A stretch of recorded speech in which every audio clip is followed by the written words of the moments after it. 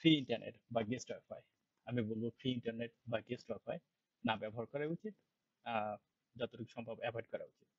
অনেকে আমরা বলি ফ্রি ইন্টারনেট, তো আমরা কোনো গুরুত্বপূর্ণ কাজে ব্যবহার করতেছি না, যেমন ব্যাংকিং কাজে ব্যবহার করতেছি না। আহ, তো মোস্ট অফ দ্য কেস কি হয়, আমরা সাধারণত ফ্রি ইন্টারনেট বা ওয়াইফাই পেলেই আমরা ফেসবুকে লগ ইন করি। আহ, তো ধরুন ফেসবুকের ইউজার নেম পাসওয়ার্ড কেবলমাত্র আমরাই জানি, যেটা সিক্রেট আমার কাছে। না জানে আমার ফ্যামিলির কেউ, না জানে আমার বন্ধু বান্ধব, কেউ না, শুধুমাত্র আমি জানি। সেরকম এই ধরনের সোশ্যাল নেটওয়ার্কিং সাইটগুলার একটা পলিসি থাকে যে আপনার ইউজার নেম পাসওয়ার্ড কেবলমাত্র আপনারই, অন্য কেউ জানবে না। কিন্তু মজার বিষয় হচ্ছে হ্যাকাররা কি করে, অনেক ধরনের টেকনিক আছে যেগুলো আপনার ইউজার নেম পাসওয়ার্ড ওরা দেখতে পায়। ওয়ান অফ দেম একটা হচ্ছে যে এসএসএল স্ট্রিপিং অথবা এইচটিটিপিএস ডাউনলোড, যে টেকনিকটা ব্যবহার করে খুব সহজে আহ, আপনার ইউজার নেম পাসওয়ার্ডটা অন্যের হাতে চলে যাচ্ছে।